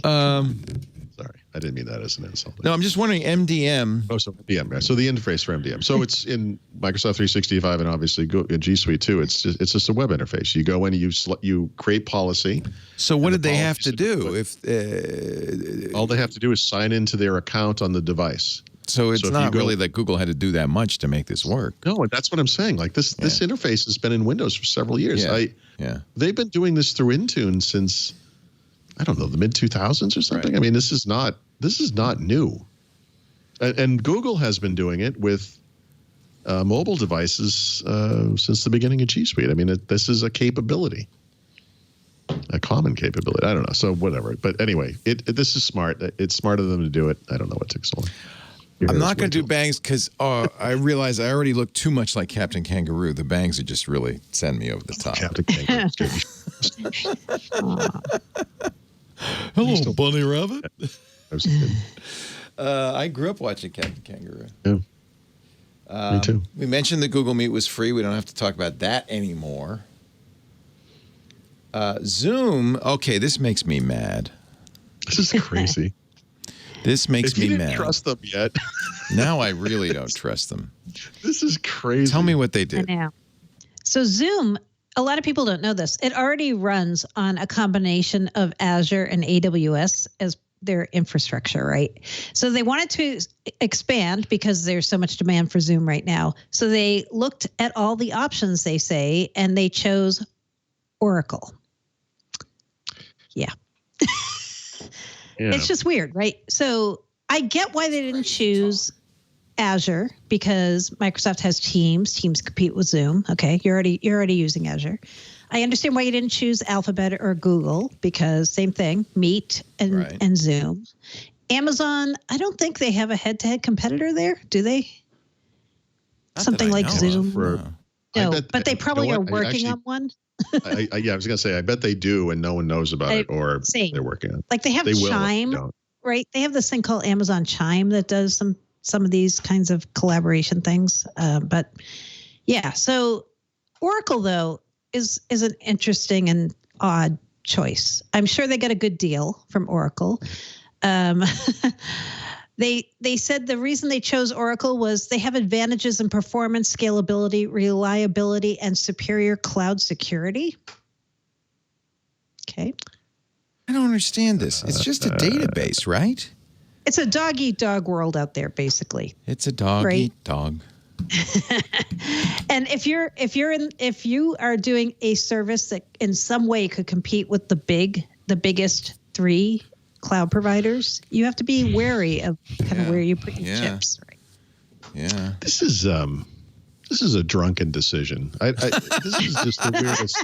I think Larry Ellison came over to Eric Yuan, said, "You want to ride on the boat?" Yep. Eric said, "Okay." You want some free infrastructure, maybe? Come on. Is Oracle known for its cloud infrastructure? I mean, I thought it was... No, they are not. No. What about IBM? You know? I know. Would IBM be ahead of Oracle on this crazy list? So, they all have clouds, right? They all have clouds. They all have their specializations in their clouds. I mean, like Oracle has cloud database stuff, a lot of it. And they've been doing a lot of deals with Microsoft to kind of piggyback on the success of Azure. And they're co-locating their data centers really close to Microsoft so they can kind of have a synergy thing going on there. But I have to think this decision was about price, who gave them the best price, and about competition. Who is going to go head to head against them potentially in the group chat collaboration space? Not Oracle. Want to partner with a competitor. Right. Exactly. Yeah. Yeah. It's just this this part of the market is red hot. Red hot. Red hot. I was thinking the only thing that could make Zoom less secure would be if they had to deal with like Java security patches too, Yep. And here we are. Yeah, they could port the client to Java. Yeah. Why not? What could go wrong? What could go wrong? Microsoft patches a vulnerability in Teams, a GIF vulnerability. Yep. What else is there to say? They did. Nothing. It's fixed. It's all fixed. I think it was Brad's. Nothing to see here. So this was like fixed. the happy GIF thing. That's what I joked on Twitter, that they will only allow sad GIFs. What about Planner in Teams? Oh yeah, this is another one. Hold on to your hats for this one, guys. Okay. Rebranding is not Microsoft's strong suit, right? As we all know. So the thing called Planner, it's an app that exists on multiple platforms. It's going to be there's going to be a Planner app in Teams, and they're going to rebrand the Planner app in Teams as Tasks, but they're not going to rebrand the Planner app that's not in Teams. That's going to stay Planner. Yes. Yeah, go ahead. I'm sorry. I just, you know what I'm going to say. I don't have to say it.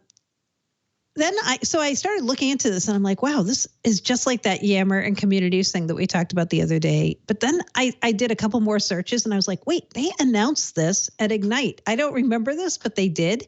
And at the time, they started talking about tasks in Teams, this whole concept where they were going to try to do a better job on consolidating all these different planning apps they have, because they have To-Do, they have Outlook tasks, they have Teams channels, and then they have Planner.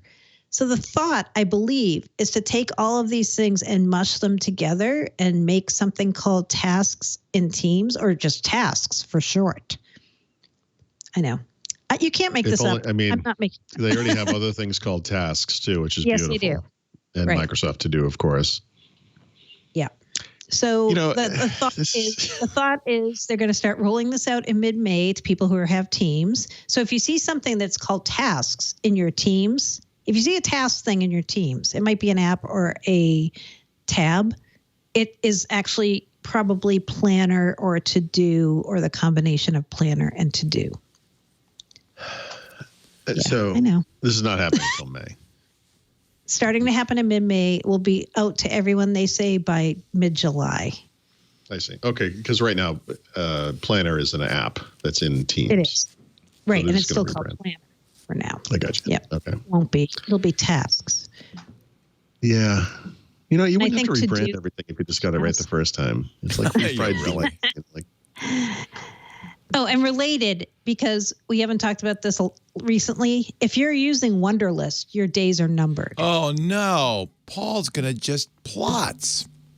Next week, What? May 6th. Was that like a Berlin reference? Yeah, no. I think it's a Mad Magazine phrase. I feel like. I thought it was Yiddish, no? Yeah, it is Yiddish. But I feel like I learned all my Yiddish from Mad Magazine. So It's like some kind of a bread product with no sugar in it. Plots.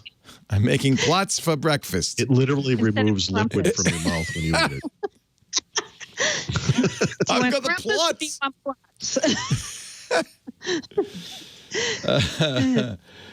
So Yeah, this goes away next week. Officially done. May 6th.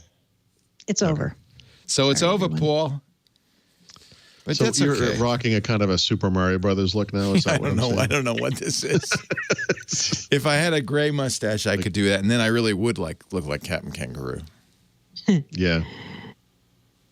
He was a good man. Now I look like Mr. Feely or something. I don't know. Yeah. You want to do some Xbox news while I work on my hair? Yeah. This will be brief, though, because it's small. The first one is it's not quite May, but it's going to be May in a couple of days. And Gonna be Microsoft May. has already announced the games with gold that they'll be providing for free in the month. Yes. I don't see anything here of interest to me personally, but it's V-Rally 4, Warhammer 4000, Inquisitor Martyr. That's all one name. The Sensible World of Soccer, And There Overlord is no 2. sensible world of soccer. It's like soccer, but with no fighting. No flopping. I guess that is soccer. I don't know. Sensible world of soccer. What a I know. strange title. Yeah, I know. I've never heard of any of these games, Yeah. but Overlord sounds familiar. Or no, I'm thinking of Overwatch. yeah, no, that's an older Xbox 360 game. I don't know what that is. I don't know what that is. In bigger news, Yes. sometime in the past month, maybe a month ago, Activision, I guess it would be, released the remastered version of Modern Warfare 2, but it's only the campaign. So you may remember, when was this? I guess it would have been a year or two ago. They released the remastered version of Modern Warfare, the first one. That one was the campaign and multiplayer. This one's only the campaign, but it's only $20. And as of, I think it's tomorrow, you can buy it today, put it on your console, but you won't be able to play it till tomorrow, I believe. It is available on Xbox and also on the PC. So basically all the non-PlayStation 4 platforms.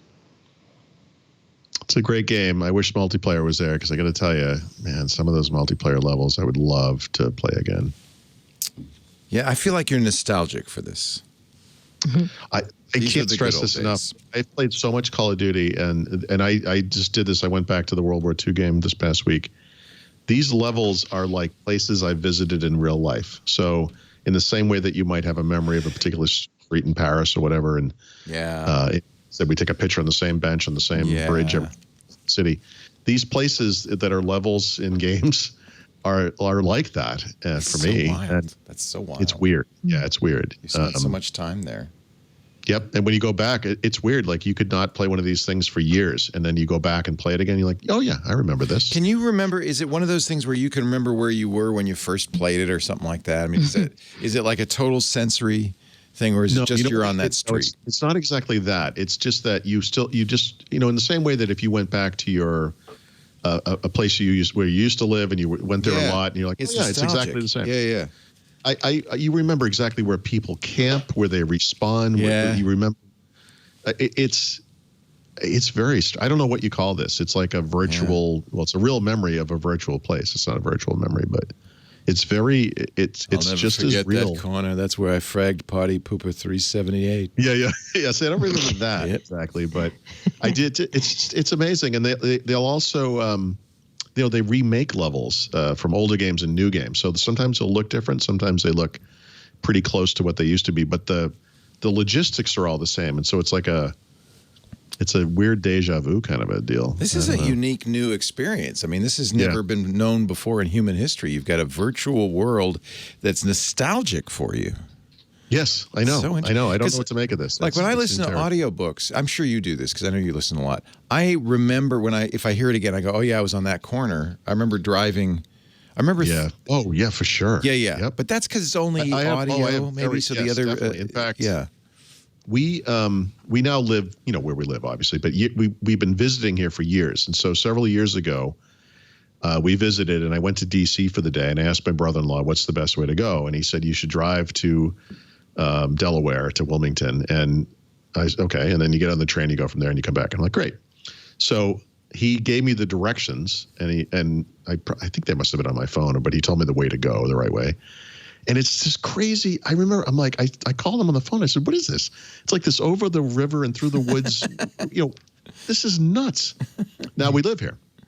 We drive that way all the time. All the time. That's so and it funny. reminds me of the Stephen King audiobook I was listening to at the time, the first time I drove. Every time I go through, every time. Isn't that strange? Yep. Yeah, it's the weirdest. Yeah.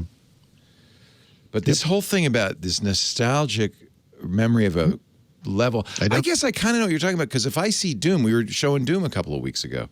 I totally remember. I mean, it's visceral. You have to have done. So the thing with multiplayer is it's repetitive. You do the same thing over and over again. So even if there are 20 levels, if you play that game for a year, and you play it almost every day, and you play it for an hour or two every day, whatever it is, that's a lot of experience in a place.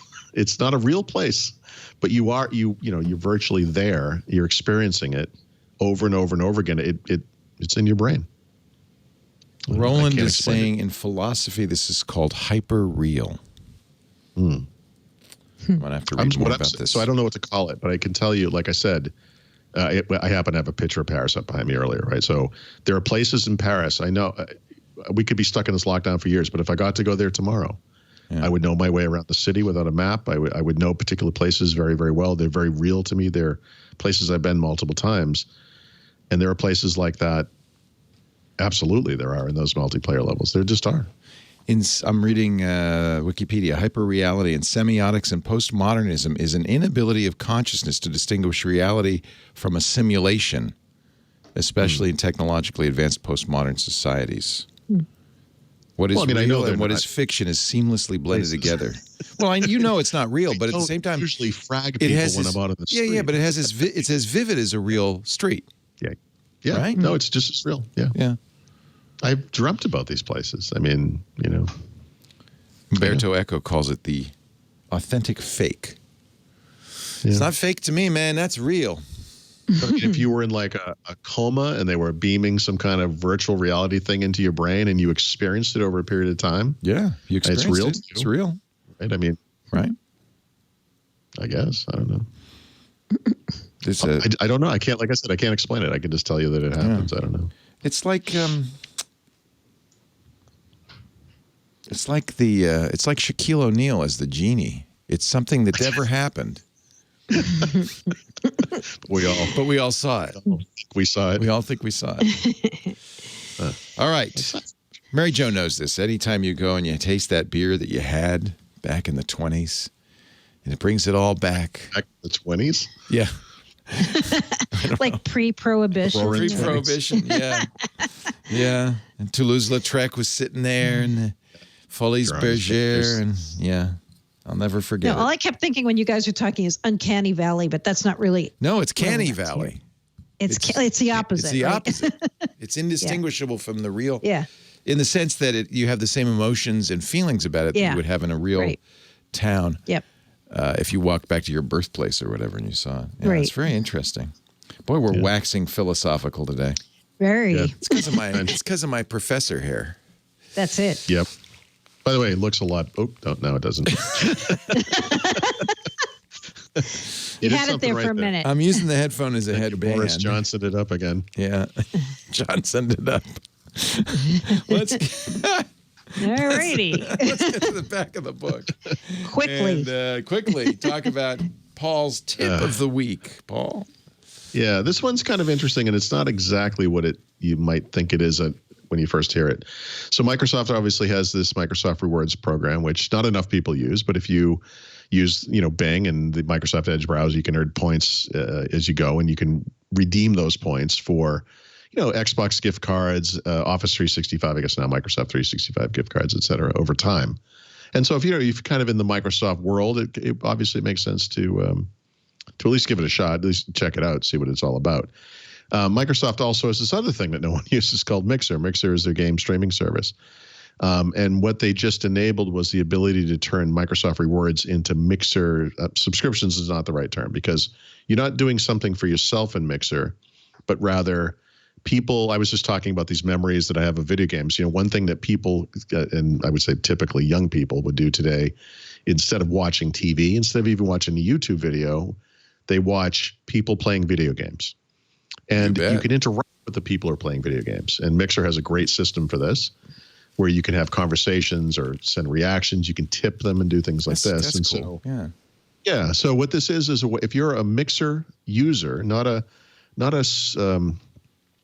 broadcaster, but someone who likes to watch broadcasters who are maybe playing games, and they don't have to be playing games actually, but mostly playing games. You can use your Microsoft Reward points to basically directly reward streamers, right? So you can kind of tip them, virtually tip them without taking cash out of an account. It's like a micro payment, but you're earning points of Microsoft Rewards, and then you're giving real money to streamers, but without you paying directly because you're using your points, if that makes sense. Nice. It's an interesting idea. Yeah, I mean, like the problem is not a lot of usage on either of these things, which is unfortunate, but this is a good idea. Yeah. Back to StarDock features. This is another one that you can add. Yeah. So I've StarDock has been on kind of an interesting run recently with a bunch of really cool Windows 10 utilities. They have some of the famous ones like Start 10, which is the start menu replacement and so forth. It's been around for a long time. They have that feature what's the sets feature called? Groupie. I forget, but what is it? Groupie? Groupie, yes, thank you. That Groupie, allows you to yeah. have tabs on application windows and so forth. Yeah. But this past year, they've added some new ones. So they had that sound enhancer utility, which is really cool, have sound themes. There's the cursor utility that it has like the arrow or the, I should say, the fluent cursors you can add. But this is actually the best one ever. And it sounds a lot like an older utility they had called window blinds, where you could kind of theme the OS. But and it is, I mean, kind of thematically the same, but what it's using is that when Microsoft added support for dark mode to Windows 10, they opened up the ability to skin Windows 10 in a way that is actually way better than anything window blinds could ever do. And so they've added this app called StarDock Curtains. Right now it's available in Object Desktop. It's going to be available very soon just as a standalone app for $9.99. I posted a picture of the skin I'm using, which I think is called, let me just look and see so I don't botch it. It's called Cairo Dark, which any fan of Windows will enjoy the name Cairo being in there. But the look of this is it's beautiful and it's really seamless. And yeah. In that picture, I'm also using Taskbar X to center the taskbar icons. That's not part of this. That's weird. Yeah, That's so strange. But that if you look at the lower left corner, that Windows flag thing there, or Microsoft flag, or Microsoft logo, comes from Curtains, not from the taskbar thing. So this is just one of the possible looks. They have one that looks just like Windows XP, which is kind of humorous in a way. But I like these other more modern looking UIs. It's just a subtle improvement over the stock UI. It's got an almost 3D quality to it. There's often some of them have like a light source where like part of it will be lit up from behind or from below. Really, really nice looking. And so if you're on Object Desktop now, if you're already paying for that, check it out. It's amazing. Otherwise, if you're a standalone user, if you want to get it for $9.99, that will be available very soon. But I've been using it for a couple of days, and I turn this on, and it's like, this is what Windows needs to look like. It's modern, and it doesn't change everything. It's not crazy. It doesn't have like fronds of flowers or whatever hanging off of it. It's just, it uses the basic UI, but it just kind of pumps it up a little bit. It's really, really nice. Curtains. It's curtains. Yep. Enterprise pick of the week, Mary Jo Foley. Yes, we haven't said Kubernetes on the show in a while. Oh, I love it. So Microsoft's Kubernetes service called AKS, Azure Kubernetes Service. I didn't realize this until this week. It didn't support Windows Server containers. It supported Linux containers, but not Windows Server containers. But that all changed this week. As of this week, Windows Server containers are now generally available on AKS. Woo! Woo! Woo! It's been in testing for about a year. So some people have been using it and testing it. But now you can actually use your Windows Server containers and have them managed by AKS. What about Oracle? Can Oracle manage them? Let's leave them out of this. I love it. Yeah. And a code name? You got a code name this week. Yes, we have two, actually, that are interrelated somehow. This is very, very interesting. The code name is Santos. Walking Cat found this code name, as he finds many. So first he posted about something called Mirage, and he said there's some kind of thing going on, like a holoportation app for mixed reality devices that lets you add a virtual screen to your view, so you can see like an extra monitor in your view. And then he found this related app called Santos. Santos seems to be some kind of a teleconference client app that's involved with holoportation. So remember last year, I think it was during Microsoft's partner show, Julia White did this really cool demo. She's one of the corporate vice presidents at Microsoft of Azure, and she did this demo of taking her hologram and putting it in a meeting, life-size hologram, where she was talking to people in a conference room. I wonder if this Santos thing is somehow related to this, or maybe it's a separate holoportation / telepresence app for Teams. It seems to be something along those lines, because then I went to the Microsoft careers site and I did a search for Santos, and a bunch of Teams jobs came up. So I'm like, oh, this thing is real and it's coming. It has to do with mixed reality and Teams and I believe telepresence / holoportation. So maybe we'll hear about this at Build in a few weeks, or maybe we'll hear about it later at Inspire or Ignite. But it seems like Microsoft's really working hard on creating their own kind of holoportation system that will be something that's like a productivity app that you can use if you have a HoloLens. And speaking of the walking cat. Yes. A cat-related beer pick. A cat beer. Wow. Yep. So there is a brewery called Fat Orange Cat Brewing. I like it already. And they have a number of cat-themed beers. My pick this week is called All Cats Are Gray in the Dark. This is a white stout, if you've ever heard of a, quote, What's a white stout? It's not actually white, but it's light colored. It's not dark vanilla-y. like a typical stout. Yes. It usually is like light coffee, vanilla flavored. So it's very sweet. Sounds good. Actually. Some people say like a White Russian almost in a beer form. Wow. So this only clocks in at 7.2, which is kind of light for an imperial stout type drink like this, but very much on the sweet side, like a dessert beer.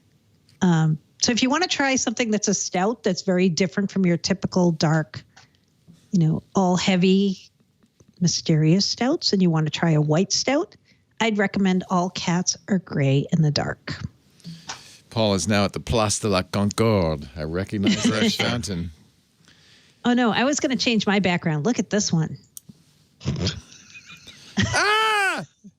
Boy. That is a giant sriracha. Yeah, it's a giant sriracha. If she was if the cats were that big, we would all be dead. We would. After a short time played with. Yeah. They only don't eat us because they can't. Mm-hmm. I know. Exactly. So I was going to make that my background while I did a cat beer pick. I know want my to try cats this. look at me and they're like, "You're going to fall asleep eventually, buddy." Yeah. I figure if I can eat crumpets, I can drink stout. I might as well You go could all dip in. the crumpets in the stout. Ooh, yum. Yummy, yum, yum. Paul Thurrott is not, alas, in Paris. He is in Lower Macungie. Yeah, it's almost the same. Practically the same. But wherever he is, one thing you can count on him is a stringent take upon the current Not an astringent take. an astringent take on the current scene at Microsoft at Redmond. Mary Jo Foley's is more anodyne. She's at allaboutmicrosoft.com. Thurrott.com, allaboutmicrosoft.com. They're good places to visit when you're not listening to Windows Weekly, which we do every Wednesday at 11 a.m. Pacific, 2 p.m. Eastern Time. That would be 1700 UTC. If you want to tune in and watch or listen live, you can do that at twit.tv/live. You can also engage this show upon your Amazon Echo by merely decrying Echo, play Windows Weekly. Oh boy. That's exactly how I talk to Echo. I think Google will do that as well with her voice, her assistant. If you want to subscribe, that would really be cool. Just you can either go to twit.tv/ww. There's a subscribe link there. You can download individual episodes there too. Or probably the most direct route would be to open your podcasting app and on your machine or on your mobile and just search for Windows Weekly. Subscribe to it. You'll get it automatically. That's a nice thing. Then you get it every Wednesday. You got it. You can listen to it. Thank you, Paul. Thank you, Mary Jo. Stay safe. Stay well. Stay in. Now, where are you? Are you a Ledoc? Where are you? You got to spread it out so you can see the context. Oh, you're up on Notre Dame. Something we're not going to be able to do for quite some time. I know. I have many pictures up there. That was so fun. You climb the steps. You get up in the tower. The gargoyles are so cool up there. No runway. Is that your picture? Mm-hmm. Wow. It's a good shot. Yeah, you somehow you got it without the fence. You must have stuck your camera through the little hole. Oh, yeah, definitely. Because there is a fence to keep you from leaking. Oh, yeah. Yeah. Yep. That's a cool shot. Mary Jo Foley, Paul Thurrott, thank you so much. Really a pleasure to get together with you each week. Thank you for doing this, and we will see you next time on Windows Weekly. Bye-bye.